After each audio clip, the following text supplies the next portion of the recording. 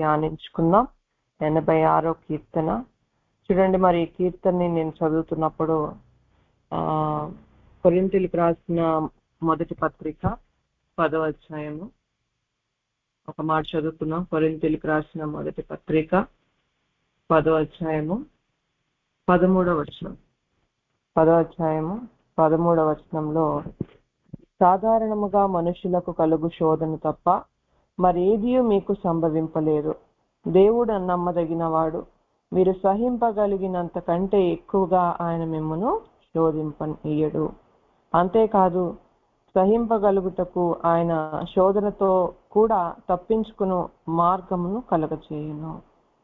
మనకు నిజంగా ఆ సమస్య వస్తే మనం ఏం చేస్తామంటే, అదేదో మనకొక్కలకే, లోకం మొత్తంలో మనం ఒక్కలమే బాధపడుతున్నట్లు, మనకొక్కలకే ఆ శ్రమ ఉన్నట్లుగా మనం ఫీల్ అవుతా ఉంటాం. కానీ వాక్యం సెలవిస్తుంది, సాధారణంగా మనుషులకు కలుగు శోధన తప్ప, ఇవన్నీ కూడా మనకు వచ్చే ఈ సమస్యలు ఇవన్నీ కూడా సాధారణంగా మనుషులకు వచ్చాయి అందరికీ. నేను కూడా ఫస్ట్ లో ఏమనుకునేదాన్ని అంటే, నాకున్న సమస్య ఇంకెవరికి లేదు అనుకునేదాన్ని. కానీ ఎప్పుడైతే ఒక్కసారి బయటకు వచ్చి మరి చూసినప్పుడు అసలు నా సమస్యలు ఒక సమస్య కాదనిపించింది. ఇతరుల సమస్యలతో పోల్చుకుంటే నా సమస్య ఒక సమస్య కాదనిపించింది. అలాగే ఈరోజు మనం కూడా చూడండి, దావీదు అంత రాజు అయినప్పటికీ కూడా, రాజు అంటే ఎంత అధికారం ఉంటుంది, దేవుడు తోడుగా ఉన్నాడు, అయినప్పటికీ కూడా ఆయనకి ఎన్నో శ్రమలు. 86వ కీర్తనలో ఇక్కడ 14వ వచనంలో చూడండి, దేవా గర్విష్ఠులు నా మీదకి లేచి ఉన్నారు, బలత్కారులు గుంపు కూడి నా ప్రాణం దీయజూచుచున్నారు, వారు నిన్ను లక్ష్య పెట్టని వారై ఉన్నారు. చూసారా ఆయన పరిస్థితి ఎలా ఉందంటే, గర్విష్ఠులు ఆయన మీదకి లేస్తున్నారంట. ఆయన మీదకి లేచి బలాత్కారులు అంటే మాటలతో, మరి వాళ్ళు చేస్తున్న పనులతో ప్రాణం తీసే విధంగా, ఇక వాళ్ళు ఎలా అంటే దేవుడిని తెలుస్తున్న వాళ్ళే కానీ ఆయన్ని లక్ష్య పెట్టరు, ఆయన గురించి ఆలోచించరు, దేవుడు ఉన్నాడన్న భయం వాళ్ళకి లేదు. అలాంటి వాళ్ళు నా మీదకి లేస్తున్నారు. ప్రభా, నీవు దయాదాక్షిణ్యము గల దేవుడవు. ఆయన దేవుడిని చెప్తున్నాడు, దేవా నువ్వు ఎంతో దయ చూపించే దేవుడవు, దాక్షిణ్యం అంటే కరుణ చూపించే దేవుడవు, దీర్ఘశాంతుడవు. మనం అనుకుంటాము వెంటనే వాళ్ళకి శిక్ష రావాలి, శిక్ష ఎందుకు రావట్లేదు అనుకుంటాం. కానీ దేవుడికి దుర్మార్గుడు కూడా నశించట ఆయనకి ఇష్టం లేదు. దుర్మార్గుడుగా నశించట ఆయనకి ఇష్టం లేదు. ఆయన వెయిట్ చేస్తాడు. దీర్ఘశాంతుడు, కృపా సత్యములతో నిండిన వాడు. కృపా సత్యములతో చూడండి, దేవుడు కృప చూపిస్తాడు, కానీ కృపా సత్యం రెండు పక్క పక్కనే ఉంటాయి. దేవుడు కృప చూపిస్తాడు, కానీ సత్యంలో నడవాల. నేను ఆలోచిస్తూ ఉన్నప్పుడు యోహాను సువార్తలో 8వ అధ్యాయంలో వ్యభిచారంతో పట్టబడిన ఒక స్త్రీని తీసుకొచ్చినప్పుడు ఆమె పట్ల దేవుడు ఎంతో కృప చూపించాడు. ఆయన అక్కడ అంటాడు, ఎవ్వరును నీకు శిక్ష విధించలేదా, ఎవ్వరు కూడా నేను ఒక్క మాట అనలేదా అంటే, అనలేదయ్యా అని అంటది. ఆమె లేదు ప్రభువా అనలేదు అంటది. అప్పుడు యేసే అంటారు, అందుకు నేను కూడా నీకు శిక్ష విధింపను, నేను కూడా నీకు శిక్ష విధించను, నీ మీద కృప చూపిస్తాను ఈరోజు, కానీ నువ్వు వెళ్ళి ఇక పాపము చేయకుము అని ఆమెతో చెప్పాను. కృప చూపిస్తాడు, కానీ నువ్వు సత్యంలో నడవాల. నీవు వెళ్ళి పాపము చేయకుము, నువ్వు మరలా చేసిన తప్పే నువ్వు మరలా చేయొద్దు. ఆయన కృపా సత్యములతో నిండిన వాడు. కాబట్టి దేవా నువ్వు నా తట్టు తిరిగి నన్ను కరుణించు. ఈరోజు మనం కూడా దావీదు అడుగుతున్నాడు. దావీదు అంతటి వాడే దేవుడి సన్నిధిలో బతిలాడుకుంటున్నాడు, దేవా నువ్వు ఒక్కసారి నా తట్టు తిరిగి నన్ను కరుణించవా, నీ సేవకునికి నీ బలమును అనుగ్రహించవా, నాకు ఇప్పుడు బలం కావాలి, నీ బలము నాకు అనుగ్రహించవా, నీ సేవకురాలి కుమారుని రక్షింపమని మనం కూడా ఈ సన్నిధి రోజు ఇలా ప్రార్థన చేసేవారుగా, యెహోవా నీవు నాకు సహాయకుడివై నన్ను ఆదరించుచున్నావు, నా పగవారు చూసి సిగ్గుపడినట్టు శుభకరమైన ఆనవాళ్ళు నాకు కనపరచుము. దేవుడిని అడుగుతున్నాడు, దేవా నువ్వు నాకు ఒక ఆనవాళ్ళను చూపించు. దేవుడు నిజంగానే చూడండి, ఒక శత్రువు మన మీదకు లేస్తున్నప్పుడు వాళ్ళ గురించి మనం దేవుడి సన్నిధిలో ప్రార్థన చేస్తున్నప్పుడు దేవుడు మనతో మాట్లాడితే మనకెంతో బలం వస్తుంది, ఎంతో బలం వస్తుంది. మేము ఇక్కడ నుంచి ఇక్కడికి వచ్చినప్పుడు, యుఎస్ నుంచి ఇక్కడికి వచ్చిన తర్వాత మరి అనవసరంగా మా హస్బెండ్ మీద ఒక కేసు వేశారు. చర్చిలో ఉన్న కొంతమంది మరి కేసు వేసినప్పుడు అసలు ఎందుకు ఇట్లా చేస్తున్నారో నాకు అసలు ఏం అర్థం కాలే. కానీ ఒకటే, ఎవరిని మరి రోజు అందరూ ప్రైజ్ ది లార్డ్ అనేవాళ్ళే, మంచిగా మాట్లాడే వాళ్ళే మళ్ళీ వెనక వెళ్ళి కేసేస్తూ ఉంటే ఎంతో బాధ దుఃఖం అనిపించి, దేవా నీ సన్నిధిలో మరి ప్రార్థన చేస్తున్నాను, దీని గురించి ఏంటి ప్రభా అన్నప్పుడు శత్రువు పడిపోవడం నాకు చూపించాడు. నిజంగా అనుకుంటున్న ఒక 1 week లోనే ఆ కేసు మరి దాంట్లోంచి బయటికి రావడం జరిగింది. మా ప్రమేయం ఏమి లేకుండానే వాళ్ళే మరలా ఆ కేసులోంచి బయటికి వచ్చే విధంగా దేవుడు కృప చూపించాడు. అంటే ఆ శుభకరమైన ఆనవాళ్ళను దేవుడు నాకు చూపించాడు, కలలో దేవుడు నాకు చూపించాడు. అలాగే ఈరోజు మనం కూడా ఈరోజు ఏ పరిస్థితి ఉందో కానీ దేవుడిని అడగాల, దేవా నువ్వు నా తట్టు తిరిగి నన్ను కరుణించు, నీ సేవకునికి నీ బలమును అనుగ్రహించు, నీ సేవకురాలి కుమారుని నువ్వు రక్షించు, నీవు నాకు సహాయకుడు అయిన ఆదరించుచున్న దేవుడు సహాయం చేయాలని. మనుషుల సహాయం వ్యర్థం, రాజుల సహాయం వ్యర్థం, దేవుడు నీకు సహాయం చేయాలి. నా పగవారు ఈరోజు మరి సిగ్గుపడే విధంగా నాకు ఒక శుభకరమైన ఆనవాళ్ళను నాకు కనపరచయ్యా అని మనం ఈరోజు ప్రార్థన చేసేవారిగా మనం ఉండాలి. 86వ కీర్తన 1వ వచనంలో చూడండి, ఇక్కడ యెహోవా నేను దీనుడను దరిద్రుడను, చెవియొగ్గి నాకు ఉత్తరమేమో. దావీదు అంత రాజు అయినప్పటికీ కూడా ఆయన ఏమంటున్నాడు అంటే, నేను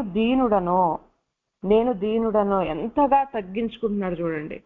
మనలో దీనత్వం లేకపోతే మనం ఎంతటి వారమైనప్పటికీ కూడా దేవుడు మన ప్రార్థన ఆలకించడండి. మనం తగ్గించుకుంటేనే మనము నిజంగా శ్రమలు వచ్చినప్పుడు, ఏమీ లేని స్థితిలో ఉన్నప్పుడు బాగా తగ్గించుకుంటాం. కానీ ఒక్కసారి దేవుడి యొక్క ఆశీర్వాదం మనకు వచ్చినప్పుడు, లేకపోతే మనము చూడండి డబ్బు వచ్చినప్పుడు, లేకపోతే దేవుడు మనతో ఉన్నాడు అన్నప్పుడు ఇక ఏంటంటే హెచ్చించుకోవడం మొదలు పెడతాం. దేవుడు వాడుకుంటున్న దాన్ని బట్టి హెచ్చింపు వస్తుంది. దేవుడి యొక్క దర్శనాలు, ప్రత్యక్షతలు నీకు వస్తున్న దాన్ని బట్టి, దేన్ని బట్టి నీకు ఈరోజు హెచ్చింపు ఉందో. కానీ యెషయా గ్రంథం 57వ అధ్యాయములో 15వ వచనం చూడండి, మహాగణుడును మహోన్నతుడును పరిశుద్ధుడును నిత్య నివాసి అయిన వాడు ఇలాగ సెలవిచ్చుచున్నాడు, నేను మహోన్నతమైన పరిశుద్ధ స్థలములలో నివసించువాడను, అయినను వినయము గల వారి ప్రాణమును ఉజ్జీవింప చేయుటకును, నలిగిన వారి ప్రాణమును ఉజ్జీవింప చేయుటకును, వినయము గల వారి యొద్దను దీన మనస్సు గల వారి యొద్దను నివసించుచున్నాను. ఎవరి దగ్గర ఉంటారంట దేవుడు? ఎవరైతే వినయం చూపిస్తారో, ఎవరైతే దీన మనస్సు, దీనత్వం కలిగి. అందుకే దావీదుకి తెలుసు, దేవుడు ప్రార్థన ఆలకించాలి అంటే, దేవుడు మన ప్రార్థన ఆలకించాలంటే మనము దీనత్వం కలిగి ఆయన సన్నిధిలో మనం తగ్గించుకుంటే తప్ప దేవుడు నా ప్రార్థన వినడు ఆయన నాకు తెలుసు. కాబట్టి ఈరోజు అంటున్నాడు, దేవా నేను దీనుడను. 34వ కీర్తనలో కూడా 6వ వచనం, దీనుడు మొరపెట్టగా అని ఉంటది. అక్కడ ఎవరు మొరపెడితే దేవుడు ఆలకిస్తున్నాడంట? 34:6వ వచనం చూడండి కీర్తన, ఈ దీనుడు మొరపెట్టగా యెహోవా ఆలకించెను, అతని శ్రమలన్నిట్లో నుండి అతన్ని రక్షించెను. ఎవరు ప్రార్థన చేస్తుంటే దీనుడు, నేను దీనుడు, శ్రమల పాలై దీనుడనైతిని అంట. నిజంగా శ్రమలు వచ్చినప్పుడు ఆ ఇరుకులో ఆ విరిగిన నలిగిన హృదయము గలవారై దేవుడు సన్నిధిలో తగ్గించుకుంటూ ఆ సమయంలో అండి ఎవరు ఏ మాట చెప్పినా వింటాం. ఎవ్వరు ఎలా నడుచుకోమ్మా ఇలా నడుచుకోమ్మా అన్నా కానీ వింటాం. ఎందుకంటే ఇంకా అసలు వేరే మార్గం లేదు. ఎవరైనా మనకు సహాయం చేస్తారేమో అని చూస్తూ ఉంటాం కదా. నిజంగా అసలు మనం ప్రతిసారి శ్రమల పాలై దీనుడనైతిని, కానీ శ్రమ లేకుండా కూడా దీనత్వం కలిగి, ఎప్పుడు దీనత్వం కలిగి ఉన్నట్లయితే దేవుడు ఖచ్చితంగా మన ప్రార్థన ఆలకిస్తాడు. నువ్వు దీనుడవు, దరిద్రుడు అంటే ఇక మరి లేమి, కరువు, పేదవాడు. దేవా నేను దరిద్రుడను, మరి ఆత్మీయంగా దరిద్రత స్థితిలో, మరి నిజంగా ఆర్థికంగా కూడా నేను దరిద్రుడనయ్యా, నాకు ఏమీ లేదు, నువ్వు తప్ప నాకేం లేదు ప్రభువా అని దేవుడి సన్నిధిలో ఒప్పుకుంటున్నాడు, చెప్పుకుంటున్నాడు. దేవా చెవియొగ్గి నాకు ఉత్తరమిమ్ము, నాకు సహాయం దయచేయ్యా, నేను నీ భక్తుడను, నా ప్రాణమును కాపాడము. చూడండి, భక్తుడను అంటే తగ్గించుకుంటేనే. ఎవరైతే తగ్గించుకుంటారో, ఎవరిలో అయితే గర్వం లేకుండా, మనలో గర్వము అహంకారము ఉంటే మాత్రము, పగ కక్ష ద్వేషాలు ఉంటే మాత్రం దేవుడు మన ప్రార్థన ఆలకించడు. మనం తగ్గించుకుంటేనే, నేను నీ భక్తుడను, నా ప్రాణము కాపాడము. భక్తులు అంటే మరి బాగా తగ్గించుకొని దేవుడి సన్నిధిలో దేవుడు చూపించిన మార్గంలో నడుచుకున్న వారే భక్తుడను, నా ప్రాణాన్ని కాపాడము. ఈరోజు మన ప్రాణం కాపాడబడాలా. నా దేవా నిన్ను నమ్ముకొని ఉన్నాను, నీ సేవకుని రక్షింపుము. నేను నీ భక్తుడను, భక్తి ఉండాలా, ఇంకా నమ్మకం కూడా ఉండాలా. ఆయన మీద నమ్మకం కూడా మనం పెట్టాలా. చూడండి, నమ్మకం పెట్టేవారుగా చాలా మంది మనుష్యుల మీద నమ్మకం పెడతా ఉంటారు, మనుష్యులు నమ్ముకుంటా ఉంటారు. వాళ్ళు మనకు సహాయం చేస్తారేమో, వీళ్ళు మనకు సహాయం చేస్తారేమో అని వీళ్ళ మీద నమ్మకం. కానీ మన నమ్మకం దేని మీద ఉండాలా? దేవుడి మీద నమ్మకం పెట్టాలా. నేను నమ్ముకొని ఉన్నాను, నీ సేవకుని రక్షింపుము. పర్వతములు తొలగిపోయినా, మెట్టలు తత్తరిల్లినా నా కృప నేను విడిచిపోదని అంటాడు. పర్వతాలే, కానీ వాళ్ళు కూడా తత్తరిల్లిపోయే పరిస్థితులు రావచ్చు, కానీ దేవుడు ఆయన కృప నేను విడిచిపోదు. మన నమ్మకము ఆయన మీద పెట్టేవారుగా ఈరోజు దీనత్వం కలిగి మనం తగ్గించుకుంటూ, నేల మట్టుకు తగ్గించుకొని దేవుడు సన్నిధికి వెళ్ళి, ఈరోజు ఏ సమస్య ఉన్నదో, ఈయనకైతే మరి దావీదు మీద గర్విష్ఠులు లేస్తున్నారంట, అహంకారులు లేస్తున్నారంట, గుంపు కూడి మాటలతో బలత్కారం, అంటే నీకు ఇష్టం లేని పనులు చేయిస్తూ. ఐగుప్తులో చూడండి, మరి ఇశ్రాయేలు ప్రజల్ని వెట్టి చాకరీ, ఇష్టం లేదు వాళ్ళకి, ఇక నడుములు వంగిపోతున్నాయి, బలత్కారం బలవంతంగా వాళ్ళ ప్రాణం తీయాలని అలా ఉన్నది వాళ్ళ పరిస్థితి. కానీ వాళ్ళు దేవునికి మొరపెట్టుకున్నప్పుడు, ఆ సమస్యలో వాళ్ళు దేవునికి మొరపెట్టుకున్నప్పుడు దేవుడు మరి వాళ్ళని విడిపించడానికి మోషని పంపించి. అలాగే ఈరోజు చూడండి, ఏ పరిస్థితి అన్నా కానివ్వండి, మనం తగ్గించుకొని మనలో మనం అహంకారం, గర్వము ఇవన్నీ మనలో ఉండకుండా మనం చూసుకొని దీనత్వం కలిగి, దేవా నేను దీనుడను, దరిద్రుడను, నాకు ఏ సహాయం లేదు ప్రభువా, నువ్వు తప్ప వేరే ఏది కూడా నాకు లేదయ్యా అని మరి ఆయన వైపు చూసినట్లయితే దేవుడు ఖచ్చితంగా నీ ప్రార్థన ఆలకిస్తాడు. ప్రభువా దినమెల్లా నీకు మొరపెట్టుచున్నాను, నన్ను కరుణింపుము. ఆయన అంట దినమెల్లా నీకు మొరపెడుతున్నాను. నిజంగా మనం దేవునికి మొరపెడుతున్నామా? ఆయన దేవునికి తెలుసు నిజంగా ఎవరు మొరపెడుతున్నారో. మొరపెట్టు వారిలో నిజంగా మొరపెట్టువారు అంటాడు. నిజంగా దేవునికి మొరపెట్టే వాళ్ళు ఎవరో దేవునికి బాగా తెలుసండి. నువ్వు నిజంగా దేవుని మొరపెట్టినట్లయితే ఆయన ఖచ్చితంగా నిన్ను కరుణిస్తాడు. దావీదైతే దినమెల్లా నేను నీకు మొరపెడతా, రోజంతా నేను నీకు మొరపెడుతున్నానయ్యా అంటున్నాడు. మనం ఆయనకు మొరపెట్టేవారుగా ఉంటున్నావా? లేకపోతే మన సమస్యలు తీసుకెళ్ళి వాళ్ళకు మొరపెట్టుకునేవారుగా మనం ఉంటున్నామా? ప్రభువా నా ప్రాణము నీ వైపునకు ఎత్తుకొనిచున్నాను, నీ సేవకుని ప్రాణమును సంతోషింపచేయము. సంతోషం లేదు, ఈరోజు ఆనందం లేదు, సంతోషం లేదు. అందుకే దేవుడిని అడుగుతున్నాడు, దేవా నువ్వు నన్ను, నా ప్రాణాన్ని నువ్వు సంతోషింపచేయి, నా ప్రాణాన్ని సంతోషింపచేయి. నిజంగా మనము యెహోవా యందు ఆనందించడం మనం నేర్చుకోవాలి. యెహోవా యందు ఈ లోక సంబంధమైన వాటిని బట్టే కానీ మనం ఆనందించినట్లయితే అవి ఎన్ని రోజులు ఉంటాయి చెప్పండి? కొన్ని రోజులే ఉంటాయి. నువ్వు నీ డబ్బును బట్టి సంతోషించినట్లయితే ఈ రోజున్న డబ్బు రేపు ఉండకపోవచ్చు. నీ ఉద్యోగాన్ని బట్టి, లేకపోతే నీ కుటుంబాన్ని బట్టి, లేకపోతే నీకున్న ఆస్తులను బట్టి, గృహాన్ని బట్టి, లేకపోతే దేని బట్టో ఈ లోకంలో. కానీ దావీదైతే అంటున్నాడు, దేవా నువ్వు నన్ను సంతోషింపచేయి, దేవుడే నువ్వే, అన్నీ నాకు నువ్వే అయ్యా అని చెప్పి ఆయన మీద ఆధారపడుతున్నాడు. నా ప్రాణాన్ని ఈరోజు ప్రాణానికి సంతోషం లేదు, నెమ్మది లేదు.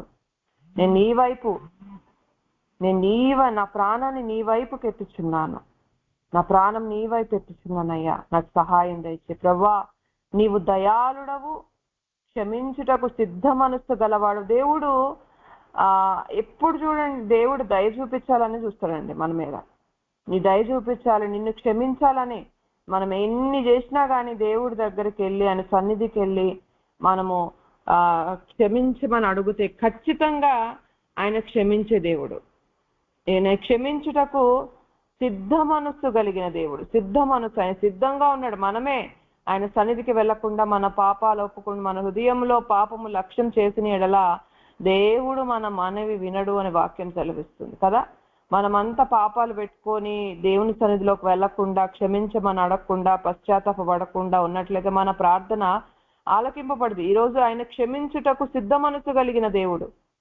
ఆయన దోషాలను, నీ పాపాలను, నీ దోషాలను, ఇక్కడ 130వ కీర్తనలో 3వ వచనంలో ఉంటుంది, యెహోవా నీవు దోషములను కనిపెట్టి చూచిన ఎడల ప్రభువా ఎవడు నిలవగలడు? అసలు దేవుడు మన దోషాలను, నువ్వు ఇది చేసావు, నువ్వు ఇది చేసావు అని ఆయన గాని తీశాడు అనుకోండి, అసలు మనం ఆయన ఎదుట మనం నిలవగలుగుతామా? మనం అసలు ఎలాంటి వారమో ఆయనకు తెలుసు, మనం మంటి వారం అని తెలుసు ఆయనకి. యెహోవా నీవు దోషములను కనిపెట్టి చూసిన ఎడల ప్రభువా ఎవడు నిలవగలడు? ఆయనను జనుడు నీ యందు భయభక్తులు నిలుపునట్లు నీ యొద్ద క్షమాపణ దొరుకును. ఆయన దగ్గర క్షమాపణ దొరుకుతుంది, ఆయన క్షమాపణ దొరుకుతుంది. అందుకే నువ్వు క్షమించుటకు సిద్ధ మనస్సు కలిగిన వాడు. నీకు మొరపెట్టు వారందరి ఎడల కృపాతిశయము గల దేవుని సన్నిధికి వెళ్ళి, దేవా ఆయనకు మొరపెడితే చాలండి. ఆయన కృప చూపించే దేవుడు. ఆయన నిన్ను క్షమించడానికి ఎన్ని తప్పులన్నా చేయండి, మనము వెళ్ళి ఆయన సన్నిధిలో మొరపెట్టుకున్నట్లయితే ఆయన నిన్ను క్షమించడానికి సిద్ధంగా ఉన్నాడు. ఈరోజు ఎక్కడ ఆయన దుఃఖపెట్టేవారుగా మనం ఉన్నామో, ఆయన సన్నిధికి వెళ్ళి క్షమాపణ అడిగేవారిగా, నిజంగా యథార్థత కలిగి యథార్థంగా దేవుడి సన్నిధిలో ఒప్పుకునేవారుగా మనం ఉండాలి మన బలహీనతలను. అంతేగాని మనము గర్వంగా, అహంకారంగా ఉన్నట్లయితే దేవుడు మన ప్రార్థన వినడండి. దేవుడు మన ప్రార్థన, ఈరోజు శత్రువుదే పై చేయి అయిపోతుంది, శత్రువు విజయము పొందుతాడు. ఈరోజు శత్రువు చూడండి, మనం సిగ్గుపడే పరిస్థితులు మన జీవితంలో రావద్దు. కాబట్టి ఈరోజు ఆయన దగ్గరికి వెళ్దాం. దేవా నువ్వు క్షమించుటకు సిద్ధ మనసు, దేవా క్షమించు, నిజాయితీగా ఒప్పుకుందాం, దేవుడి సన్నిధిలో చెప్పుకుందాం, ఒప్పుకుందాం, విడిచిపెడదాం. ఈ బలహీనత మనం ఎవరికి చెప్పాల్సిన అవసరం లేదు. మనం చేసిన తప్పులు ఎవరితోనూ చెప్పాల్సిన అవసరం, దేవుడి సన్నిధికి వెళ్ళి ఒప్పుకుంటే చాలు. యెహోవా 6వ వచనం, యెహోవా నా ప్రార్థనకు చెవియొగ్గుము, నా మనవుల ధ్వని ఆలకింపుము. నీవు నాకు ఉత్తరం ఇచ్చి వాడవు గనక నా ఆపత్కాలమందు నేను నీకు మొరపెట్టుదును. చూసారా, నీవు నాకు ఉత్తరం ఇచ్చి వాడవు గనక. దేవుడు, ఆయనకు తెలుసు, దేవుడు ఖచ్చితంగా ఆపత్కాలంలో నిజంగా మనకు సమస్య వచ్చినప్పుడు దేవునికి మొర పెడితే ఖచ్చితంగా దేవుడు నాకు ఉత్తరం ఇస్తాడు అని ఆయనకు తెలుసు. కాబట్టి ప్రతి సమస్యలో ఆపత్కాలంలో దేవుని సన్నిధికి వెళ్తున్నాడు, ఆయన ఆశ్రయిస్తున్నాడు. నీవు నాకు ఉత్తరం ఇచ్చేవాడు. నిజంగా దేవుడు జవాబు ఇవ్వాలండి. ఆయన ఉత్తరం ఇచ్చే దేవుడు, ఆయన ప్రార్థన ఆలకించే దేవుడు, నిజంగా సజీవమైన దేవుడిని, నిజమైన దేవుడును, మాట్లాడే దేవుడును అని అన్ని చెప్తున్నాం. కానీ మరి దేవుడి నుంచి నువ్వు జవాబు ఎందుకు పొందుకోలేకపోతున్నావు? ఆయనకి ఎందుకు ఉత్తరం ఇవ్వట్లేదు? ఎందుకు నీ సమస్య ఇంకా సమస్యగానే ఉంటుంది? ఇంకా ఆ సమస్య విషయంలో శుభకరమైన ఆనవాళ్ళు దేవుడు నీకు ఎందుకు చూపించట్లేదు? ప్రశ్నించుకుందాం, మనకు మనమే ప్రశ్నించుకుందాం. నీవు నాకు ఉత్తరం ఇచ్చువాడవు అంటున్నాడు. చూసారా, దేవుడు మనతో మాట్లాడాలి. నిజంగా ఆ సంబంధాన్ని మనము సంపాదించుకునే వారిగా మనం ఉండాలి. అది మనం సంపాదించుకోవాలి. అంతేగాని లోకంలో ఆస్తులు సంపాదించుకోవడానికి లేకపోతే ఇంకేదో సంపాదించుకోవడానికి పరుగులు తీస్తున్నాం. కానీ దేవుడు మనతో మాట్లాడాలా, నాకు అది కావాలి ప్రభువా అని దాన్ని సంపాదించుకోవట్లేదు. కనుక నా ఆపత్కాలమందు నేను నీకు మొరపెట్టుదును.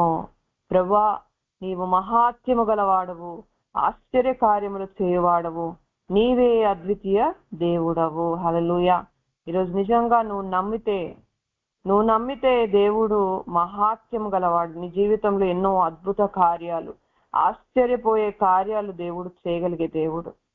ఆయన లాంటి దేవుడు లేడండి నిజంగా. అసలు US లో ఉన్నప్పుడైతే మరి ఆయన ఇచ్చిన జాబు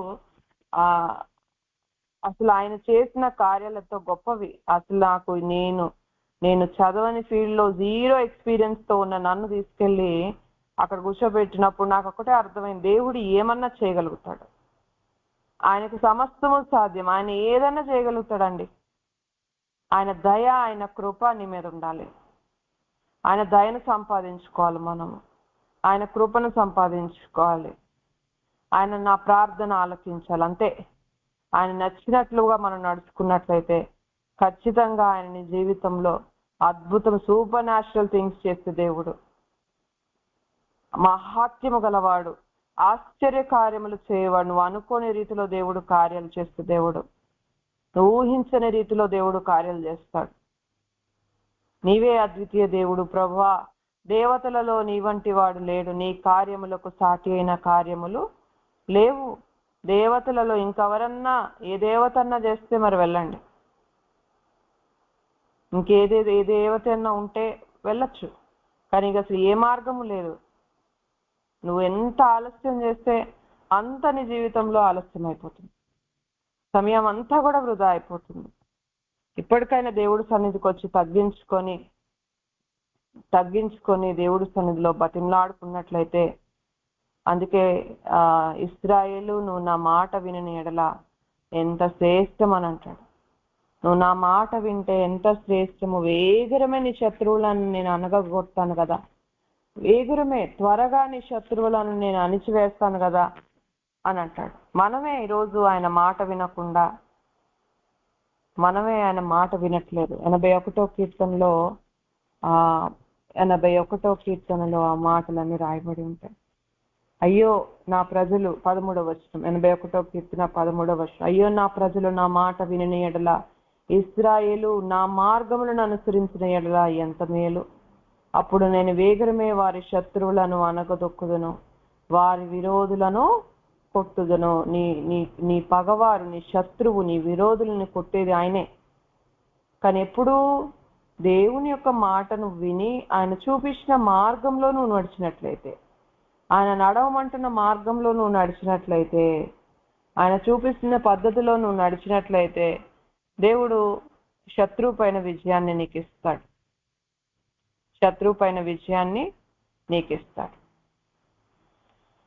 నీవు సృజించిన అన్ని జనులందరూ వచ్చి నీ సన్నిధిని నమస్కారం చేయుదురు, నీ నామమును గణపరచుదురు. నీవు సృజించిన అన్య జనులందరూ కూడా మారబోతున్నారండి. అన్య జనులందరూ కూడా దేవుడి సన్నిధికి రాబోతున్నారు. వారందరూ కూడా వచ్చి దేవుడి నామాన్ని మహిమపరచబోతున్నారు. జరగబోతుంది ఈ కార్యం త్వరగా. ప్రతి ఒక్కరు మారబోతున్నారు. అన్య జనులు, నీవు సృజించిన, వాళ్ళని సృజించింది ఎవరు? మనం. అన్య జనులు మారరు, వాళ్ళు దేవుణ్ణి నమ్ముకోరండి. నిజంగా ఈరోజు వాళ్ళే మారిపోతున్నారండి. క్రైస్తవులుగా చెప్పుకుంటున్న మనమేమో, ఆ వాక్యం తెలిసిన మనమేమో ఆయనని చాలా లైట్గా తీసుకుంటున్నాం. అన్య జనులు, అందుకే కీర్తనలో ఉంటది కదా, ఆయన దయనొందిన స్త్రీలలో మరి గొప్ప గొప్ప వాళ్ళు ఉన్నారు. ఆయన దేవుని యొక్క దయను సంపాదించుకున్న వాళ్ళలో అంట గొప్ప వాళ్ళు ఉన్నారు. గొప్ప వాళ్ళు చేరుతున్నారు. 45వ కీర్తనలో 9వ వచనంలో, నీ దయనొందిన స్త్రీలలో రాజుల కుమార్తెలు ఉన్నారు. రాజుల కుమార్తెలు కూడా దేవుని యొక్క దయను సంపాదించుకుంటున్నారు. కానీ నువ్వు నేను నిజంగా ఏమీ లేని వారం, ఏది లేని వారం, కానీ ఆయన దయను కోరుకోవట్లే. ఆయన దయ కావాలని కోరుకోవట్లేదు. అన్ని జనులు అందరూ కూడా రాబోతున్నారు, దేవుని సన్నిధికి మారబోతున్నారు. నీ నామమును గణపరుచుదురు, దేవుని యొక్క నామాన్ని వాళ్ళు గణపరచబోతున్నారు. యెహోవా, నేను నీ సత్యమును అనుసరించి నడుచుకున్నట్లు నీ మార్గమును నాకు బోధింపుము. నీ నామమునకు భయపడినట్లు నా హృదయమునకు ఏకదృష్టి కలగజేయము. అడుగుదాం, ఈరోజు ప్రార్థన చేద్దాం ఇలాగా. దేవా, నేను నీ సత్యాన్ని అనుసరించి నడుచుకోవాలి. దేవుడు నిజంగా మన సత్యమైన బోధలో పెడుతున్నాడు. ఆ బోధలోంచి మనం తప్పిపోకుండా, ఆ బోధించిన బోధ మనం తప్పిపోకుండా నేను నీ సత్యాన్ని అనుసరించాలయ్యా. నేను నీ సత్యాన్ని అనుసరించి నడుచుకోవాలి ప్రభా. నీ మార్గము నాకు బోధింపు. ఈ మార్గం ఏంటో నాకు చూపి. అడుగుదాం ఈరోజు. నిజంగా పరిశుద్ధాత్ముడు మనకు సహాయం చేస్తున్నాడు ఎలా ప్రార్థన చేయాలో. అందరం ఈ వాక్యాన్ని ఎత్తిపెట్టుకొని ప్రార్థన చేద్దాం. యెహోవా, నేను నీ సత్యాన్ని అనుసరించి నడుచుకున్నట్లు నీ మార్గము నాకు బోధింపుము. నీ నామమునకు భయపడినట్లు, నీ నామానికి, నీ వాక్యానికి భయపడేవారిగా. వాక్యం అసలు వెల్లడవుతుందంటేనే భయపడాలండి. ఒక వాక్యము 2-3 సార్లు రిపీట్ అవుతుందంటే, ఒక సెకండ్ టైమే వస్తుందంటే అసలు వెంటనే భయపడాల మనం.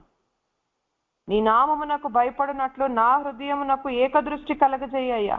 ఏకదృష్టి లేదేమో ఈరోజు. నువ్వు దృష్టి తప్పిపోతుందేమో, అటు ఇటు తప్పిపోయిన వారిగా ఉంటున్నావేమో.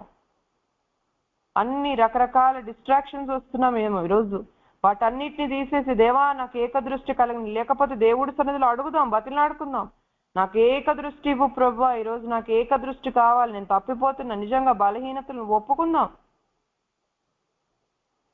నా పూర్ణ హృదయంతో నేను నీకు కృతజ్ఞతాస్తుతులు చెల్లించేదను. ఒకసారి మరి ఒక వాక్యము రిపీట్ అవుతా ఉంది 2 సార్లు. ఏ రాజు దరిద్రులకు న్యాయం చేస్తాడో ఆ రాజు యొక్క సింహాసనం నిత్యం నిలిచి ఉంటదన్న మాట చాలాసార్లు చెప్పాను నేను నీకు. ఇక్కడ షేర్ చేసుకున్నాను ఈ గ్రూప్ లో. నేను ఆ మాట వచ్చినప్పుడు ఫస్ట్ టైం నాకు అర్థం కాలేదు. రాజు ఏంటి, అన్యాయం చేయడం ఏంటి అని, నేనే ఎవరికో అన్యాయం చేస్తున్నానని నాకు అర్థమైంది. అర్థమైనప్పుడు నేను అన్యాయం చేయడం ఏంటి, అసలు ఏం చేస్తున్నా అని నాకు అస్సలు అర్థం కాలే. సరేలే వాక్యం వచ్చింది కదా అని దాన్ని వదిలేశాను. కానీ మరలా సెకండ్ వీక్ కి మరలా అదే వాక్యం వచ్చేసరికల్లా భయం వేస్తుంది నాకు. వాక్యం మారట్లే. చూడండి, మనం మారనంత వరకు ఆ వాక్యం నీకు వస్తూనే ఉంటుంది.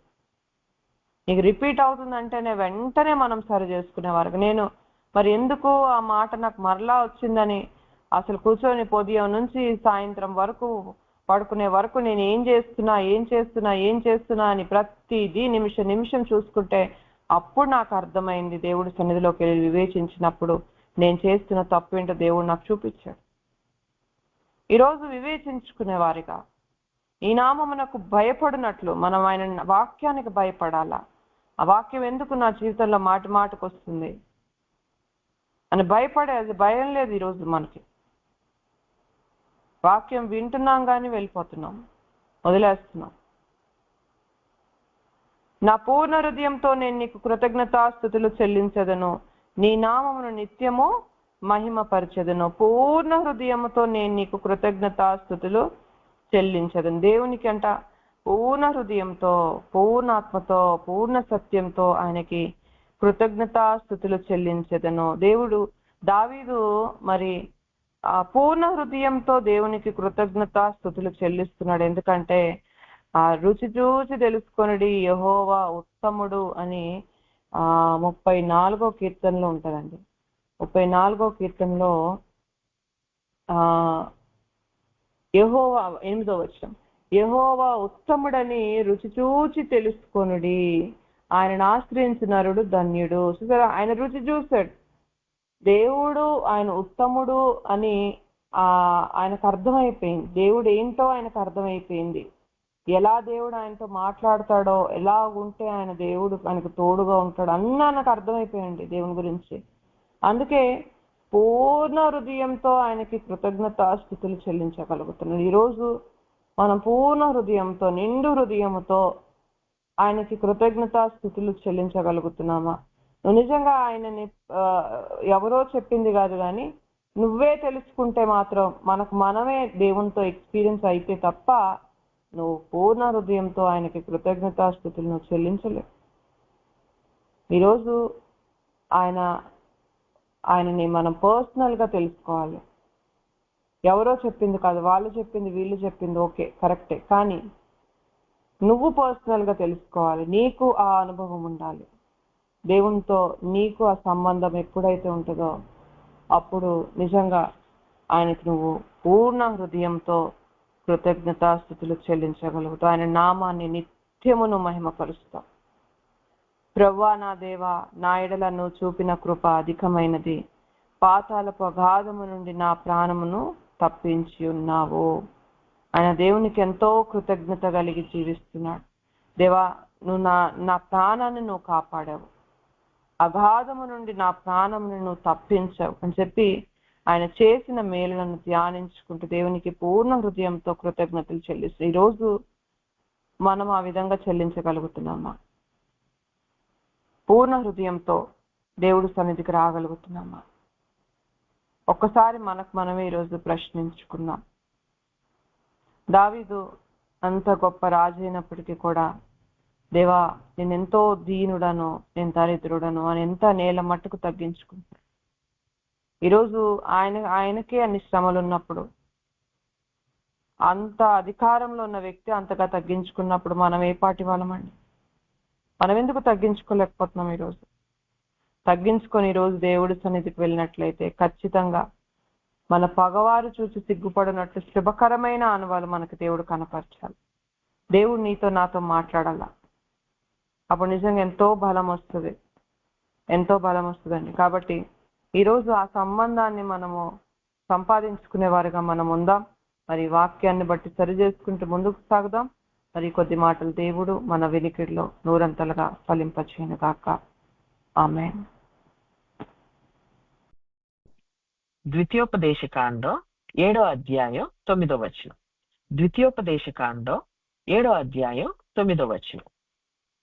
కాబట్టి నీ దేవుడైన యెహోవా తానే దేవుడనియు, తన్ను ప్రేమించి తన ఆజ్ఞలు అనుసరించి నడుచుకొని వారికి తన నిబంధనను స్థిరపరచువాడనియు, 1000 తరముల వరకు కృపచూపువాడనియు, నమ్మదగిన దేవుడనియు, తన్ను ద్వేషించిన వారిలో ప్రతి వానిని బహిరంగముగా నశింపజేయుటకు వానికి దండన విధించువాడనియు నీవు తెలుసుకొనవలెను.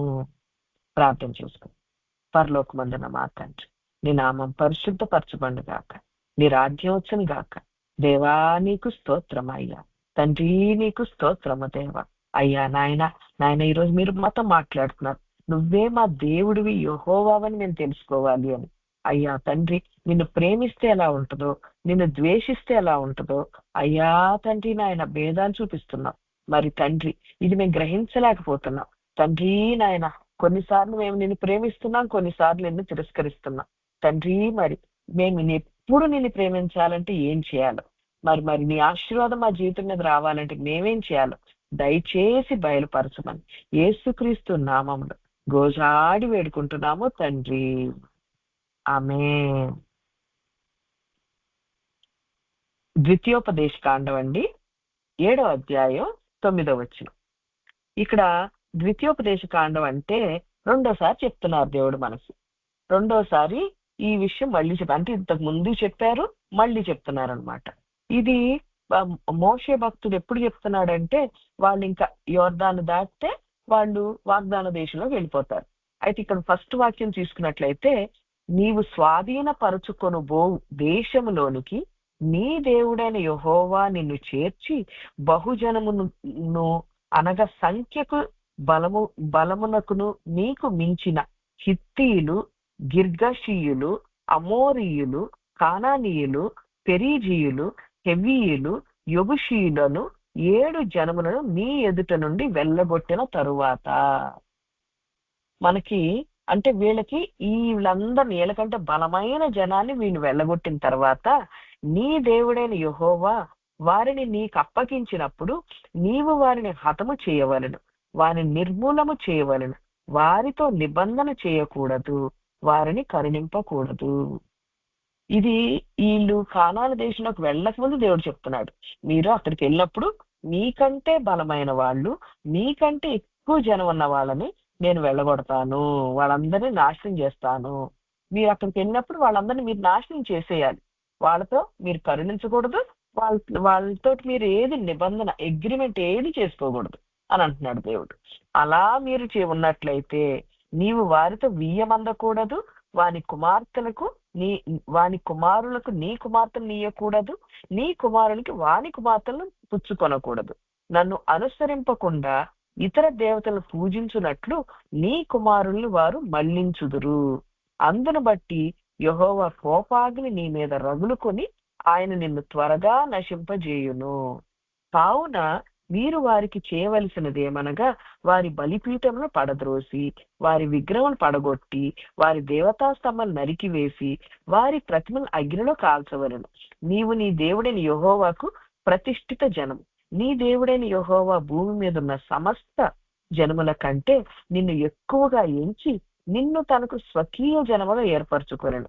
నీవు సర్వజనముల కంటే విస్తార జనముని యెహోవా మిమ్మల్ని ప్రేమించి మిమ్మల్ని ఏర్పరచుకొనలేదు. సమస్త జనముల కంటే మీరు లెక్కకు తక్కువే గదా. అయితే యెహోవా మిమ్మల్ని ప్రేమించువాడు గనుక తాను నీ తండ్రులకు చేసిన ప్రమాణం నెరవేర్చువాడు గనుకను యెహోవా బాహుబలము చేత మిమ్మల్ని రప్పించి దాసుల గృహములో నుండి ఐగుప్తు రాజైన ఫరో చేతిలో నుండి మిమ్మల్ని విడిపించెను. కాబట్టి నీ దేవుడైన యెహోవా తానే దేవుడనియు, తన్ను ప్రేమించి తన ఆజ్ఞను అనుసరించి నడుచుకుని వారికి తన నిబంధన స్థిరపరచువాడనియు, 1000 తరముల వరకు కృపచూపువాడనియు, నమ్మదగిన దేవుడనియు. చూడండి, మనం ఈ లోకంలో ఐగుప్తులో ఉన్నాం. ఈ లోకంలో ఎన్నో కన్నీరుతోటి, కష్టాలతోటి, ఇబ్బందులతోటి మనం వచ్చిన వాళ్ళం. ఈ కన్నీటిలో మనం దేవుడికి మొరపెట్టినప్పుడు ఇప్పుడు మనం ఒక సాక్ష్యం విన్నాం. ఆవిడ సిస్టర్ గారు కూడా ఎన్నో భయంకరమైన కష్టాల్లో దేవుడు మమ్మల్ని విడిపించారన్నారు. అంటే ఆ భయంకరమైన కష్టాల్లో దేవుడిని ఆశ్రయించారు. మనం శైలజ సిస్టర్ గారి సాక్ష్యం విన్నాం. ఆ సిస్టర్ గారు కూడా తనకున్న కష్టాల బట్టి దేవుడిని ఆశ్రయించారు. అయితే ఇప్పుడు మళ్ళీ పరిచయం చేస్తా ఉన్నప్పుడు వెళ్ళి చూసినట్లయితే నా కష్టాలే కాదు, మిగిలిన వాళ్ళకి ఇంకెన్ని కష్టాలు ఉన్నాయో అనిపిస్తుంది. అలా మనకున్న కష్టాలన్నిట్లో నుంచి ఈ లోకమైన ఐగుప్తులో మనం ఉన్న కష్టాల్లో నుంచి దేవుడు మనల్ని విడిపించి మనల్ని పిలుచుకుని తన గురించి మనకు తెలియజేసుకుని, నేను ఇలాంటి దేవుడిని, నాతో ఇలా ఉండాలి, మీరు నాతో మన సంబంధం ఎలా ఉండాలి, తగ్గింపుతో నా దగ్గర నన్ను కొలవాలి అని దేవుడు మనకు నేర్పించి ఆయనతో ఎలా నడవాలో నేర్పిస్తున్నారు. అయితే ఇప్పుడు మనల్ని ఇలా ఈ లోకంలో నుంచి బయటికి తీసుకొచ్చారు గనక నీ దేవుడైన యెహోవా తానే దేవుడని. మన దేవుడు అంటే మనల్ని ఏలేవాడు అనమాట, మన పరిపాలించేవాడు. అంటే మన ఆలోచనలు గాని, మన ఉద్దేశాలు గాని, మన ఇష్టాలు గాని అన్ని దేవుడికి ఇష్టమైన పరిధిలోనే ఉండాలి. మనం ఒక దేశంలో ఉన్నామంటే అక్కడే ఆ ఊర్లోనే ఉద్యోగం చేసుకుంటాం, ఆ దేశం రూల్స్ అన్ని ఫాలో అవ్వాలి కదా. మనం ఇండియాలో ఉన్నాం, ఇక్కడ ఉన్న టాక్సేషన్ రూల్స్ కానీ, ఇక్కడ కోర్టుకి సంబంధించిన రూల్స్ కానీ, ట్రాఫిక్ సంబంధించిన రూల్స్ కానీ ఇవన్నీ ఫాలో అవ్వాలి కదా. లేదు నేను ఈ దేశం వాళ్ళు కాదు అని చెప్పేసి నా ఇష్టానుసారంగా ఉంటానంటే అవుతుందా? అవ్వదు కదా. ఇప్పుడు మన దేవుడు ప్రజలుగా ఉన్నప్పుడు ఆయన ఎలా చెప్తే ఆయన రూల్స్ అన్నిటినీ మనం ఫాలో అవ్వాలన్నమాట. నేనే దేవుడని, యెహోవా అంటే ఉన్నాననే దేవుడు అనమాట. ఆ రోజుల్లో వాళ్ళకి వేరే రూల్స్ ఉండొచ్చు, మనకి వేరే రూల్స్ ఉండొచ్చు. ఆ రోజుల్లో వాళ్ళకేం చెప్పాడు, నువ్వు ఈ హిబిషీలు, వీళ్ళందరి కరణీలు, వీళ్ళందరూ నాశనం చేసి అన్నాడు. మనకేం చెప్తున్నాడు, వీళ్ళతో ఎవరితోటి అంటే లోకంతో స్నేహం చెయ్యొద్దు అని చెప్తున్నాడు. మీరు ప్రత్యేకించబడిన జనం అని మనకి చెప్తున్నాడు. ఈ రోజు వాళ్ళకైతే మీ పిల్లల్ని వాళ్ళ పిల్లలకి ఇచ్చి పెళ్లి చేసుకోవద్దు, వాళ్ళ దేవతలకు మొక్కొద్దు అంటున్నాడు. మనకేం చెప్తాడు దేవుడు, వాళ్ళకి దేవతలకు మొక్కొద్దు అంటే వాళ్ళ దేవతలు ఎవరండి? సాధారణంగా హిందూ మైథాలజీలో మనం విన్నట్లయితే ఆ దేవతలు కక్ష పెట్టుకుంటారు, ఆ దేవతలు అయితే యుద్ధాలకు వెళ్తారు కదా. ఓకే, ప్రతిసారి వాళ్ళు పెద్ద యుద్ధం చేసి వాళ్ళ రాజ్యాలను గెలుచుకుంటారు. అట్లా వాళ్ళు ఏమంటారు, దుష్ట శిక్షణ శిష్ట రక్షణ ఏదో అంటారు కదా. అట్లా ఓకే, ప్రతిదానికి యుద్ధానికి వెళ్తారు, వాళ్ళు కక్ష పెట్టుకుంటారు. అలాంటివి వాళ్ళ దేవతలకు సంబంధించి, ఈ లోకానికి సంబంధించి దేవతలకు సంబంధించి. దానికి మనం పూజించకూడదు అంటే మనం ఎవ్వరి మీద కోపం చేయకూడదు, ఎవ్వరితో యుద్ధాలకు వెళ్ళకూడదు, ఎవ్వరి మీద మనసులో తిరస్కారం కూడా పెట్టుకోకూడదు. మనం అందరినీ ప్రేమించాలి. వాళ్ళ విగ్రహాలన్నిటిని పడదోసేయాలంటే ఎక్కడైనా మనకి ఇట్లా కక్ష పెట్టుకునే మనసు ఉందేమో, ఎక్కడైనా మనకి ఎవరినైనా తిరస్కరిస్తున్నామేమో మనసులో, ఇవన్నిటిని తీసేసుకోవాలన్నమాట. చూడండి, ఉన్నాననే దేవుడు వాళ్ళకి ఒకటి చెప్పాడు, మనకి సేమ్ రూల్ మనకు వర్తించేటప్పుడు వేరేగా వర్తిస్తుంది అనమాట. ఇట్లా వాళ్ళకిలాగా పెళ్లిళ్ళు చేసుకోవటం, విగ్రహాలకు మొక్కటం కాదు. వాళ్ళు చేసినట్లుగా అవి అన్యజనుల విగ్రహాలు నేర్పించే పద్ధతులు మనం ఫాలో అవ్వకూడదు అనమాట. తను ప్రేమించిన తన ఆజ్ఞను అనుసరించి నడుచుకుని వారికి, మనం దేవుడిని ప్రేమించినట్లయితే యోహాను సువార్తలో చెప్తాడు, నన్ను ప్రేమించినట్లయితే నా ఆజ్ఞను అనుసరించండి అని. ఇప్పుడు దేవుడు చెప్తున్న ఆజ్ఞలను, ఈ ఆజ్ఞలు ఏంటి? అన్య దేవతలు మీరు పూజించొద్దు, వాటిలన్నింటినీ సమూలంగా నాశనం చేయండి, లోకంతో స్నేహం చేయొద్దు అని చెప్పేసి ఈ ఆజ్ఞలన్నిటినీ అనుసరించి నడుచుకుని వారికి తన నిబంధనను స్థిరపరచువాడు. ఆయన నిబంధన ఏంటండి? ఆయన ఏమన్నాడు? భూమి అంటే పర్వతాలు తొలిపోయినను మెట్టలు తత్తరిలను సమాధానకరమైన నా నిబంధన నిన్నెన్నడూ వీడదు అంటున్నాడు. అంటే మన జీవితంలో అన్ని పరిస్థితుల్లోనూ సమాధానం ఇస్తాడనమాట దేవుడు. అది దేవుడు మనతో చేసిన నిబంధన. అంటే మీకు ఏ కష్టం వచ్చినా ఆ కష్టం నుంచి బయట తీసుకొస్తాను అంటున్నాడు మనల్ని. మరి అలా ఏ కష్టంలో నుంచైనా దేవుడు బయటికి తీసుకురావాలి అనేది నిబంధన. అది స్థిరపరుస్తాడంట. ఎప్పుడు? మనం ఆయనకు ప్రజలుగా ఉన్నప్పుడు.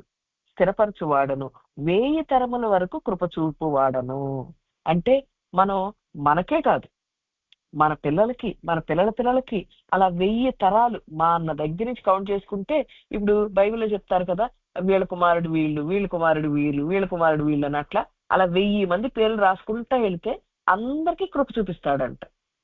ఒక్కొక్కసారి మన జీవితంలో కూడా కొందరు ఎన్కౌంటర్ అవుతాం. ఎలా అంటే వాళ్ళు ఎంత దుర్మార్గులైనా సరే వాళ్ళకి ఆ శిక్ష రాదు, చాలా దీర్ఘశాంతం వహిస్తాడు దేవుడు. నా జీవితంలో కూడా కొందరికి చాలా ఓపిక పడతాడు దేవుడు.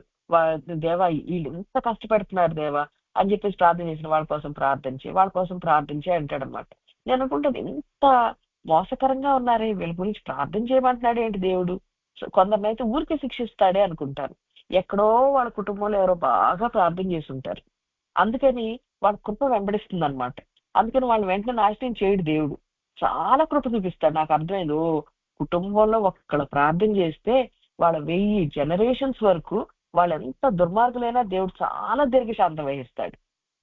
అలా మనకు కూడా ఈరోజు ఈ గ్రూప్ లో వచ్చిన వాళ్ళు, మా పిల్లలు ఏమైపోతారో, వాళ్ళ ఫ్యూచర్ ఏమైపోతుందో, వాళ్ళ లైఫ్ ఎలా ఉంటుందో అని ఆలోచిస్తున్నారేమో. 1000 తరాల వరకు దేవుడు ఏం చేస్తాడంట? కృప చూపిస్తాడంట. ఈ వాక్యం విని మనం ధైర్యం తెచ్చుకుందాం. నమ్మదగిన దేవుడనియు. మనం ఏ ప్రాబ్లంలో అయినా సరే, ఒక్కొక్కసారి ఎంత పెద్ద ప్రాబ్లం కదా, ఎలా బయటికి తీసుకొస్తాడు అనిపిస్తుంది. ఆయన నమ్మదగిన దేవుడు. నిజంగా కరెక్ట్ గా ఆ టయానికి దేవుడు మనకు సహాయం చేస్తాడు. ఎన్నో విషయాల్లో మన అందరం అనుభవించాం, ఆ టయానికి మనకు హెల్ప్ వస్తుంది. తను ద్వేషించిన వారిలో ప్రతి వానిని బహిరంగంగా నశింపజేయుటకు వానికి దండన విధించువాడనియు నీవు తెలుసుకొనవలెను. ఆయన ద్వేషించడం అంటే ఏంటి? ఆయన మనం ఏదో తోలనాడటం, ఆయన గురించి చెడ్డగా మాట్లాడటం అది కాదు. ఆయన ఆజ్ఞలు గాయకొనకపోవటమే ఆయన ద్వేషించడం అంటే. ఆయన చెప్పినట్టుగా వినకపోవటమే ఆయన ద్వేషించడం అంటే. అలా మనం గనక అన్య దేవతలతో ఈ లోకంతో స్నేహం చేస్తూ, ఇప్పుడు బంగారం రేట్ ఎంత బంగారం అది మనం కొనుక్కోవాలి అని మనసు పెట్టుకున్నా సరే, లేకపోతే ఎవరైనా మనకు అన్యాయం చేస్తే వాళ్ళ మీద కోపం పెట్టుకున్నా సరే, తిరస్కారం పెట్టుకున్నా సరే, ఇవన్నీ కూడా లోకంతో స్నేహం అన్నమాట. అలా చేసినట్లయితే మన దేవుణ్ణి ద్వేషించిన వాళ్ళం అవుతాం. ద్వేషించిన వాళ్ళకి ఆయన ఏం చేస్తాడంట? బహిరంగముగా నశింపచేయుటకు వారికి దండన విధించువాడని నువ్వు తెలుసు. వెంటనే శిక్షిస్తాడు దేవుడు. ఎలా? అందరూ చూసేలాగా. ఓకే, అందరి ముందు మనం అవమానపడేలాగా దేవుడు మనకి జీవితంలో శిక్ష రప్పిస్తాడు అని మీరు తెలుసుకొనవలనని. ఈరోజు మనం దేవుడిని కొంచెం లైట్ గా తీసుకుంటున్నాం. ఈ వాక్యం ఈ రోజు ఎందుకు ఇచ్చాడంటే దేవుడు మనకి కొన్నిసార్లేమో అన్ని విషయాల్లో భయపడుతూ దేవుడు ఎలా చెప్తే అలా జీవిస్తున్నాం, గడగడా వణుకుతూ తగ్గింపుతో జీవిస్తున్నాం. కొన్నిసార్లేమో ఏముందిలే, నాకు మరి వీళ్ళు చేసిన ఎంత అన్యాయం చేశారు, నాకు కోపం రాదా, ఎలా మరి నేను బయటకు వస్తాను అని కొన్నిసార్లు అలా అనుకుంటున్నామంట. అందుకని దేవుడు అంటున్నాడు, నువ్వు గనక నా మాట వింటే నీకు ఎలాంటి ఆశీర్వాదం ఇస్తాను, నా మాట వినకపోతే నిన్ను శిక్షిస్తాను, ఎలా శిక్షిస్తానో అది కూడా చెప్తున్నాడు అన్నమాట దేవుడు. మన అందరి ముందు మనం బహిరంగంగా నశింపజేస్తాడంట. దేవుడు ఇశ్రాయేలుతో అంటాడు, నేను ఇంతకు ముందు నీ మీద దృష్టి ఉంచాను, ఎందుకు నేను ఎలా నాశనం చేయాలి, ఎలా నీకు నష్టం కలిగించాలని నీ మీద దృష్టి, నేను ఎలా చంపేయాలని నీ మీద దృష్టి ఉంచాను. కానీ ఇప్పుడు నిన్ను కట్టడానికి, నిన్ను నిలబెట్టడానికి, నేను ఈ విస్తార జనంగా చేయటానికి నీ మీద దృష్టి ఉంచుతానంటాడు. అంటే ఒక్కొక్కసారి ఆయన దృష్టి ఏమో మనల్ని కట్టడానికి, మనకు మంచి చేయటానికి ఉంది, ఒక్కొక్కసారి ఆయన దృష్టి ఏమో నాశనం చేయటానికి ఉంది. దీన్ని విని మనం భయపడాలి. అయ్యో, నేను ఎప్పుడు దేవుడు నా మీద దృష్టి ఎప్పుడు నన్ను బలపరచటానికి, నన్ను స్థిరపరచటానికే ఉండాలి, కానీ నన్ను నాశనం చేయడానికి దేవుడు లేసాడు అనుకోండి, నేను ఏ పాటి దాన్ని, మనం ఏ పాటి వాళ్ళం కదా. అందుకని మనం వెంటనే భయపడాలి. ఈరోజు వాక్యం వచ్చిందంటే ఎక్కడో మనలో దేవుని ద్వేషించే స్వభావం ఉంది. కొన్ని విషయాల్లో మనం దేవుని ద్వేషిస్తున్నాం. మరి ఆ పరిస్థితి ఏంటి అని మనం ఈరోజు మన హృదయాన్ని ఈరోజు మనం పరిశీలించుకోవాలి. 10వ వచనం చదువుదాం. ఆయన తన ద్వేషించు వారి విషయంలో ఆలస్యము చెయ్యక బహిరంగముగా వారికి దండన విధించును. కాబట్టి నేడు నేను నీకు ఆజ్ఞాపించిన ధర్మము అనగా విధులను, కట్టడలను మీరు అనుసరించి నడుచుకొనవలెను. మీరు ఈ విధులను విని వాటిని అనుసరించి నడుచుకొనిన ఎడల మీ దేవుడైన యెహోవా తాను మీ పితరులతో ప్రమాణం చేసిన నిబంధన నెరవేర్చి నీకు కృప చూపును.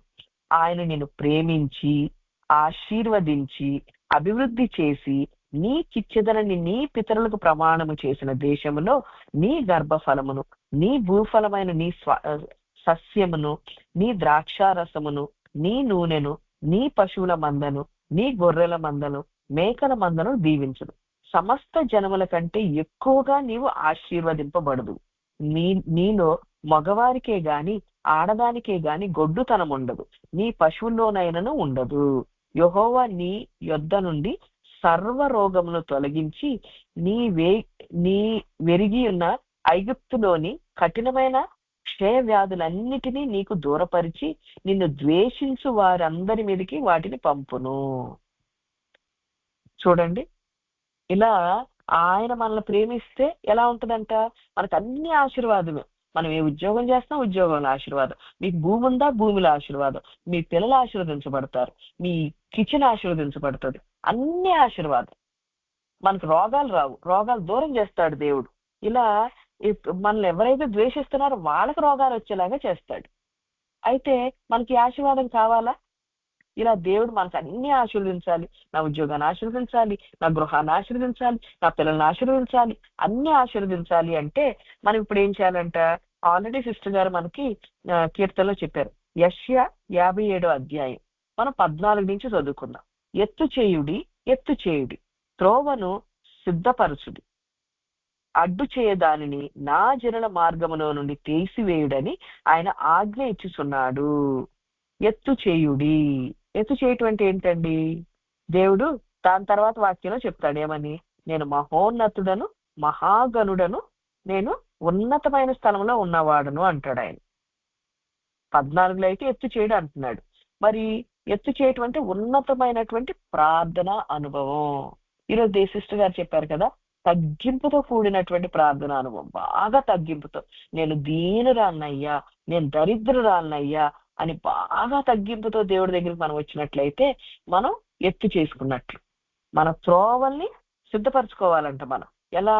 తగ్గింపు ప్రార్థనతో. మనం బాగా తగ్గింపుతో దేవుడి దగ్గరికి వచ్చినట్లయితే ఎలా నడవాలో నేర్పిస్తాడు. మనకి ఇప్పుడు సాక్షిలో విన్నాం, ఎంత కష్టం వచ్చినా సరే ఏం చేయాలి దేవా అంటే దేవుడు ఏమన్నాడు? నన్ను నమ్ము, నేను చూసుకుంటాను అని బలపరుస్తా ఉన్నాడు. మరి ఎప్పుడు వినిపించింది ఆ మాట? ఎలా తెలిసింది? బాగా తగ్గింపు ప్రార్థనతో వచ్చినప్పుడు. ఈరోజు మన అందరం కూడా ఎక్కడైనా గర్వం ఉందేమో, ఎక్కడైనా అహంకారం ఉందేమో, నాకేంటి నేను బాగానే ఉన్నాను కదా అనే ఫీలింగ్ ఉందేమో. అంత పెద్ద దావీదు రాజే తగ్గించుకున్నాడు. మనం బాగా తగ్గింపుతో దేవుడి దగ్గరికి రావాలి. మరి తగ్గింపుతో రావటం అంటే ఎలా రావాలి అంటే, మనకి దేవుడు ప్రార్థనలో కూర్చున్నప్పుడు ఏం చేయాలంటే, మనకి చిన్నప్పటి నుంచి దేవుడు మనకి ఎట్లా ఏ విషయాల్లో ఎలా బయటికి తీసుకొచ్చాడు, మనం ఏ ప్రార్థన చేసాం, ఏ ప్రార్థన చేస్తే మన పరిస్థితులు ఎట్లా ఉన్నాయి ఫస్ట్ లో, ఎలాంటి ప్రార్థన చేస్తే దేవుడు మనల్ని ఎలా బయటికి తీసుకొచ్చాడు, ఒక్కొక్కటి జ్ఞాపకం చేసుకుంటూ అది ధ్యానం చేస్తూ ప్రార్థన చేయటమే తగ్గింపు ప్రార్థన. మనం అట్లా ఫస్ట్ నుంచి జరిగినవన్నీ కార్యాలన్నింటినీ జ్ఞాపకం చేసుకుని ప్రార్థన చేస్తే ఆటోమేటిక్ గా మనకి తగ్గింపు వచ్చేస్తాం. అబ్బా ఎంత గొప్ప దేవుడు అయ్యా, నేను ఎంత దీనురాల్ని దేవా, అసలు నా వాళ్ళైతే ఏమీ కాదు, నువ్వు నాకు చేయబట్టే నాకు ఇది వచ్చింది అనేటువంటి ప్రార్థన మనలోంచి వస్తుంది. అదే తగ్గింపు ప్రార్థన అన్నమాట.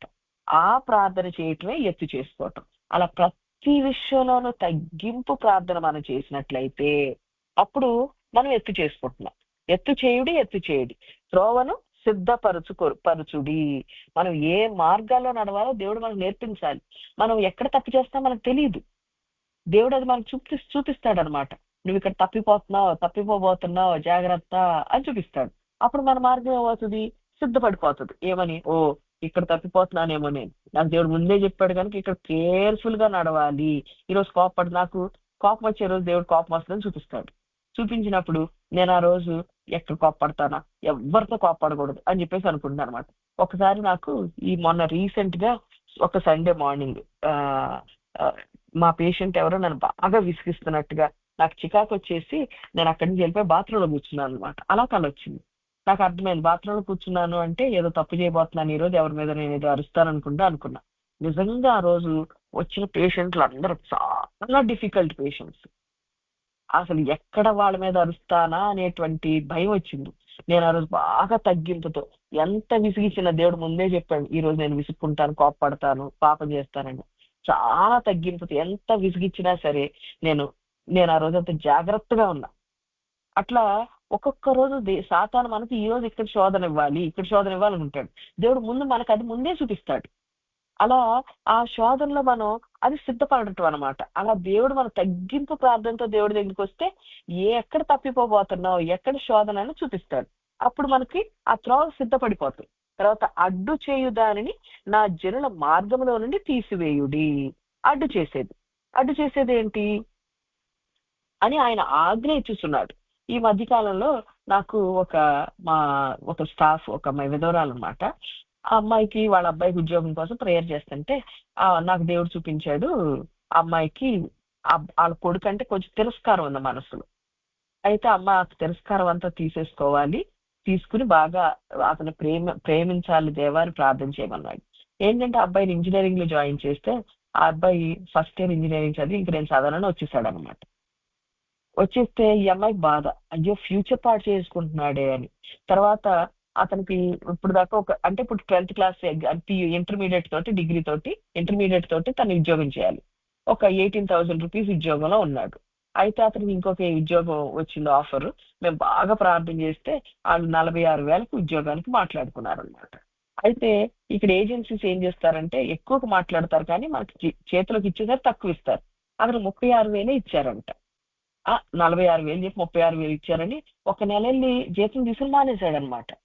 అమ్మాయి చాలా బాధపడింది. 18,000 ఎక్కడ, 36,000 ఎక్కడ, డబల్ జీతం కదా, అట్లీస్ట్ చేయొచ్చు కదా, మానేశాడే. మాకేమో నేను అప్పులు పెట్టి పిల్లలు ఇంకొక కొడుకుని చదివించుకుంటా ఉంటే వీడెంత బాధ్యతారహితంగా ప్రవర్తిస్తున్నాడు అని చెప్పేసి ఆమెకు చాలా బాధ అనమాట మనసులో. అయితే దేవుడు అన్నాడు, ఆ బాధని దుఃఖాన్ని నువ్వు తీసేసుకో, అతనంటే తిరస్కారాన్ని తీసేసుకో అన్నాడు. ఇలా మన లైఫ్ లో మరి మనం తెలియకుండా తనకు అసలు నాకెంత దుఃఖం, అతనంటే ఎంత బాధ ఉందని నాకు తెలియదు డాక్టర్. అసలు మీరు చెప్పే వరకు నేను కూర్చుని ప్రార్థన చేస్తుంటే ఇంకా ఇంకా గుర్తొస్తున్నాయి నాకు అతని గురించి అంటుంది. మరి మన జీవితంలో ఏం అడ్డున్నాయో, ఎక్కడ మనం తిరస్కారం కలిగి ఉంటున్నామో, ఎక్కడ మనం ప్రేమించలేకపోతున్నామో, ఎక్కడ మనం కోపం పెట్టుకుంటున్నామో తెలియకుండానే, ఇవన్నీ మనకు అడ్డున్నాయి దారిలో. ఈ అడ్డులుగా ఉన్న వాటిని అన్నిటినీ మన మార్గాలను తీసేసుకోవాలంట. ఇది యెహోవా ఆజ్ఞ. మరి ఈరోజు ఆజ్ఞ ఏంటి? తగ్గింపుతో కూడిన ప్రార్థన.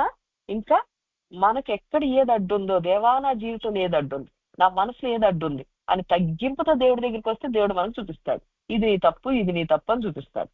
దాన్ని మనం సరి చేసుకోవాలి ఈరోజు దేవుడి దగ్గర. అలా చేసుకున్నట్లయితే అప్పుడు ఏమవుతుంది, మనకి దేవుడు చెప్తున్నాడు, యథార్థవంతునికి యెహోవా ఏర్పాటు ఆశ్రయ దుర్గము, పాపము చేయువానికి అది నాశనకరం. యథార్థవంతుడంటే మనకి చెప్పంగానే మనం వినేసి సరి చేసుకున్నట్లయితే ఏంటి, యెహోవా యథార్థవంతుడు, పాపులకు ఆయన తన మార్గాన్ని బోధిస్తాడంట. మనకి దేవుడు బోధించినప్పుడు మనం వెంటనే లోబడి ఆ పాపాన్ని మనం సరి చేసుకున్నట్లయితే మనం యథార్థవంతులు అవుతాం కదా. మరి మనం ఎవరైతే ఈ రోజు మనలో దేవుడు ఈ రోజు ఇట్లా వాక్యం చెప్పాడంటే ఎక్కడో నాలో గర్వం వచ్చింది అని తీసేసుకుని, ఎక్కడో నాలో కోపం ఉందేమో అని అట్లా సరి చేసుకున్నట్లయితే అప్పుడు ఏమైనట్లు, మనం యథార్థవంతులు. అప్పుడు వాళ్ళకి ఇది ఈ రోజు ఎందుకు నీలో ఈ కోపం తీసేసుకో, ఎందుకు తగ్గింపు ప్రార్థనతో రమ్మంటున్నాడో అది ఒక గొప్ప ఆశ్రయ దుర్గం అవుతుంది. అంటే ఆ మార్గం నీకు ఒక పెద్ద హెల్ప్ అవుతుంది అనమాట, ఆశీర్వాదానికి కారణం అయిపోతుంది నీకు. ఈరోజు చెప్పారులే, ఓకే వాళ్ళు ఎంత చేశారు నాకు, నేను ఎట్లా పాపం తీసుకుంటాను అని మనం ఎవరి గురించి అని అనుకున్నట్లయితే అప్పుడు మనం పాపం చేసిన వాళ్ళకి అది నాశనకరం. మనం అది చేయలేదు కదా దేవుడు చెప్పిన తగ్గింపు ప్రార్థనతో రమ్మని, అప్పుడు ఏదో నష్టం దేవుడు మన జీవితంలో ఇస్తానన్న నష్టం మనకు వచ్చేస్తుంది. మనం జాగ్రత్తగా ఉండాలి ఈరోజు. అయితే దేవుడు మనతో అంటున్నాడు అనమాట, యోహాను సువార్త 3వ అధ్యాయం 19వ వచనంలో. ఇప్పుడు నికోదేము దేవుడి దగ్గరికి వచ్చి ఎలా నేను నిత్య జీవం పొందుకోవాలంటే ఏం చేయాలి అని అంటే దేవుడు చెప్పిన తర్వాత అప్పుడు యేసుక్రీస్తు వారు అంటారు ఏమనంటే, లోకంలోకి వెలుగు వచ్చింది కానీ లోకం ఇంకా చీకటిని ప్రేమిస్తుంది. మనకి యోహాను సువార్త 3వ అధ్యాయం 19వ వచనం ఏమని 18 నుంచి చదువుకుందాం, 16 నుంచి చదువుదామండి. దేవుడు లోకమును ఎంతో ప్రేమించాడు కాగా ఆయన తన అద్వితీయ కుమారునిగా పుట్టిన వాని యందు విశ్వాసముంచు ప్రతి వాడును నశింపక నిత్య జీవం పొందినట్లు ఆయనను అనుగ్రహించను. లోకము తన కుమారుని ద్వారా రక్షణ పొందుటకే గాని లోకమునకు తీర్పు తీర్చుటకు దేవుడు ఆయనను లోకములోనికి పంపలేదు. ఆయన యందు విశ్వాసముంచు వానికి తీర్పు తీర్చబడదు. విశ్వసింపని వాడు దేవుని అద్వితీయ కుమారు నామమందు విశ్వాసముంచలేదు గనుక వానికి ఇంతకు మునిపే తీర్పు తీర్చబడను. ఆ తీర్పు ఇదే, వెలుగు లోకములోనికి వచ్చెను గాని తమ క్రియలు చెడ్డవైనందున మనుష్యులు వెలుగును ప్రేమింపక చీకటినే ప్రేమించిరి. మన గురించి దేవుడు ఇట్లా తీర్పు తీరుస్తున్నాడు ఏమని, మనం ఎవరివైతే దేవుడి మీద విశ్వాసం పెట్టుకుంటున్నామో అంటే ఎత్తు చేయుడి అడ్డుగా ఉన్నాయి తొలగించుకున్నాడు అనే ఆజ్ఞను మనం నమ్మినట్లయితే, దేవుడే వాక్యమే దేవుడు. ఆది యందు దేవుడుండెను, ఆద్యమందు వాక్యం ఉండెను, వాక్యము దేవుని యందు ఉండెను, వాక్యము దేవుడై ఉండెను. మరి ఈ రోజు ఇచ్చిన వాక్యం ఎత్తు చేయుడి. మరి ఆ వాక్యాన్ని మనం నమ్మలేదనుకోండి, అప్పుడు మనం ఏం చేసినట్లు, దేవుని మీద విశ్వాసం ఉంచలేదన్నమాట. విశ్వాసం ఉంచిన వారికి దేవుడు ముందే తీర్పు తీర్చేస్తాడంట. ఆ తీర్పు ఏంటి, నువ్వు ఎలా ఉండాలి అని లోకంలోకి నీకు వెలిగిచ్చాడు, నువ్వు ఎత్తి చేసుకో అని వెలిగిచ్చాడు నీకు. కానీ జనులు తమ క్రియలు చెడ్డవైనందున మనుష్యులు వెలుగును ప్రేమింపక చీకటినే ప్రేమించింది. అయితే మనకి ఎవరి మీద కోపం ఉంది, తిరస్కారం ఉంది, ఈ రోజు మనం దాన్ని సరి చేసుకోవడానికి ఇష్టపడట్లా.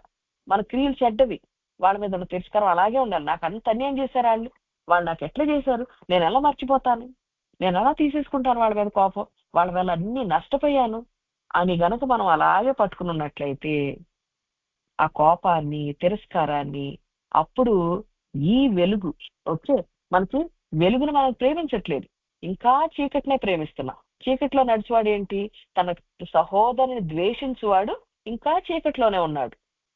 తన సహోదరుని ప్రేమించువాడు చీకటిలోకి వెలుగులోకి వచ్చేసాడు. అయితే మరి మనం ఇంకా చీకటిలో ఉన్నామంటే ఎక్కడో ద్వేషం ఉంది మన హృదయంలో. మరి ఎవరి పట్ల ద్వేషం ఉందో, ఎవరి పట్ల కక్ష ఉందో, ఎవరి పట్ల కోపం ఉందో అది తీసేసుకుందాం. దుష్కార్యములు చేయు ప్రతి వాడు వెలుగును ద్వేషించును, తమ క్రియలు దుష్క్రియలు కనబడుకున్నట్లు వెలుగునొద్దకు రాడు. ఎవరినైనా ప్రేమించంటే ఇప్పుడు దాని గురించి మనం ఆలోచిస్తే ఎవరి మీద ఎంత కోపం ఉందో బయటపడుతుందని అసలు దాని గురించి ఆలోచన చెయ్యం. మనం అడ్డుంది ఏంటి అని కూడా అడగం. అయితే దేవుడైతే మనం ఏమైనా ఇశ్రాయేల్ సంతానమా? కాదు కదా. మనం మామూలు వాళ్ళం, మనం వేరే వాళ్ళం, మనం అన్యజనులు. మనం యాక్చువల్లీ మనకు కృపనికి పాత్ర అవ్వటానికి కొంచెం కూడా అర్హత లేనటువంటి వాళ్ళం మనం. మనకేం చేశాడు దేవుడు? ఆయన చూడండి, ఆయన శిలువ ద్వారా మనం ఎఫెసీ 2వ అధ్యాయం తీసుకున్నట్లయితే ఈ ఆ కాలం 12 నుంచి చదువుకుందాం. ఓకే, 11 నుంచి. కాబట్టి మునుపు శరీర విషయంలో అన్యజనులయుండి శరీరమందు చేతితో చేయబడిన సున్నతి గలవారు అనబడిన వారి చేత సున్నతి లేని వారనబడిన మీరు ఆ కాలమందు ఇశ్రాయేలులతో సహపౌరులు కాక పరదేశులను, వాగ్దాన నిబంధన లేని పరజనులను, నిరీక్షణ లేని వారును, లోకమందు దేవుడు లేని వారయ్యుండి క్రీస్తుకు దూరస్తులై ఉంటిరని మీరు జ్ఞాపకము చేసుకొనుడి. అయినను మునుపు దూరస్తులైన మీరు ఇప్పుడు క్రీస్తునందు క్రీస్తు రక్తము వలన సమీపస్తులై ఉన్నారు.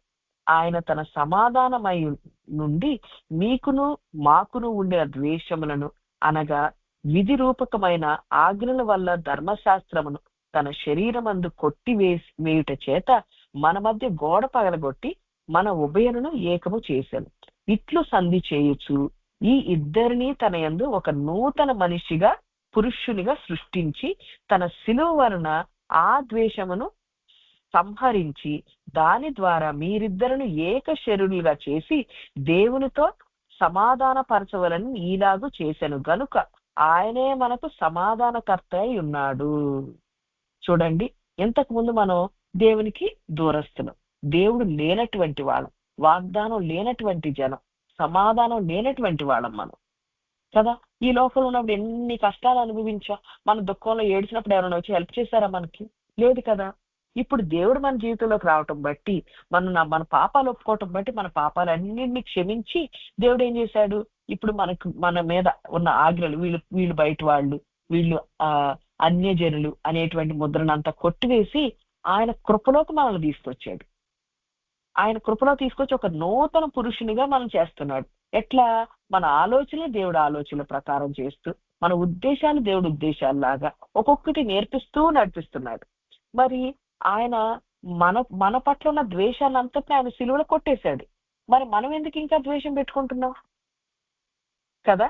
మరి మన ద్వేషాలన్నిటిని కొట్టేసి ఆయన మనకి సమాధానకర్తగా ఉంటున్నాడు. మరి మనం ఎందుకు ఇట్లా సమాధానాన్ని కోల్పోయే వాళ్ళలాగా ఉంటున్నాం? ఇంకా కోపాలు పెట్టుకుని. మనం ఆ సిలువలోకి బాప్తిసం పొందిన వాళ్ళమే కదా, అంగీకరించిన వాళ్ళమే కదా. మరి ఇంకొకరు కూడా, పక్క వాళ్ళు కూడా, మనకు ఎవరైతే అన్యాయం చేశారో వాళ్ళు కూడా ఇలాంటి రక్షణలోకి రావాలి కదా. రావాలంటే మనం ప్రేమించే వాళ్ళలాగా ఉండాలి. అయ్యగారు చెప్తారు, ఎవరైనా నీకులాగా మారాలి అంటే నువ్వు వాళ్ళని ప్రేమించాలి. నువ్వు ప్రేమించినన్ని రోజులు వాళ్ళు నీకులాగా మారలేరు అంటారు. మరి ఈ రోజు మనం ఎవరైనా ద్వేషిస్తున్నా, వాళ్ళు ఎంత అన్యాయం చేశారని మనం ద్వేషిస్తే, వాళ్ళు ప్రేమించలేకపోతే అప్పుడు వాళ్ళు మనలాగా రక్షణలోకి రాలేరు. మరి మనకు అన్యాయం చేసిన వాళ్ళకి రక్షణ వద్దా? మనం అన్యాయం చేసినా దేవుడు మనకు రక్షణ ఇచ్చాడు కదా. మరి మనం అలాగే ప్రేమించాలి కదా మన పక్క వాళ్ళని. మనం వాళ్ళకి సమాధానానికి కర్తలుగా ఉండాలి కదా. మనం వాళ్ళకి దేవుడికి మధ్యలో సమాధాన పరిచర్య జరిగించడానికి మనల్ని పిలిచాడు. మనం ఇంకా అసహ్యం పెట్టుకుని, ద్వేషం పెట్టుకుని, తిరస్కారం పెట్టుకుంటే ఇవే మన అడ్డు తొలగించుకోవాలి ఈరోజు. మరి ఎక్కడ మనలో ఇవి ఉన్నాయో, మనకి ఈరోజు రోగం ఉందా, మనకి ఈరోజు కష్టాలు వస్తున్నాయ్యా, దేవుడు ఆశీర్వదిస్తానంటే మనం ఎందుకు కష్టపడుతున్నాం? మరి దీనిలో ఇవేమన్నా మనలో ఉన్నాయేమో. ఈరోజు వెంటనే సరి చేసుకుని దేవా నన్ను క్షమించు, నువ్వే నా దేవుడు అయ్యా అని చెప్పేసి ఈరోజు దేవుడి నిబంధన కిందకి మనం వచ్చేసినట్లయితే మనం ఆశీర్వదించబడతా, మన తర్వాత 1000 తరాల వరకు కూడా కృపను పొందుకుంటారు. ఇలా మనం ఈ రోజు అందరం ఎవరెవరు అయితే, దేవా ఈ రోజు నేను తీర్మానం చేసుకుంటున్నా, నేను ఎక్కడ ఎవరి మీద అయితే తిరస్కారం పెట్టుకున్నానో అవన్నీ తీసేసుకుంటాను, ఈ రోజు నుంచి అందరినీ ప్రేమిస్తాను, నేను తగ్గింపు ప్రార్థనతో నీ దగ్గరికి వస్తాను అని ఎవరైతే ఈ రోజు తీర్మానం చేసుకుంటున్నారో వాళ్ళ జీవితంలో దేవుడు ఏం చేస్తాడంట? ఆయన నిబంధనని స్థిరపరుస్తాడంట, 1000 తరాల వరకు కృప చూపిస్తాడంట, నమ్మదగిన దేవుడిగా ఉంటాడంట. అదే మనం ఆయన ద్వేషించి నేనేం తగ్గించుకోను, నేను ఇంకా కోపంలోనే ఉంటాను అనుకుంటే గనక మనం నశింపజేయటానికి తన దండన విధించువాడంట. వెంటనే మన మీద శిక్ష రప్పిస్తాడంట. మనకు శిక్ష కావాలా? మనకి ఆపత్కాలంలో నమ్మదగిన సహాయకుడిగా ఉండాలా దేవుడు. ఈరోజు మనమే నిర్ణయించుకుందాం, ప్రార్థన చేసుకుందాం. పరలోకమందున్న మా తండ్రి, నీ నామం పరిశుద్ధపరచబడును గాక. అయ్యా నీకు స్తోత్రం తండ్రి, నీకు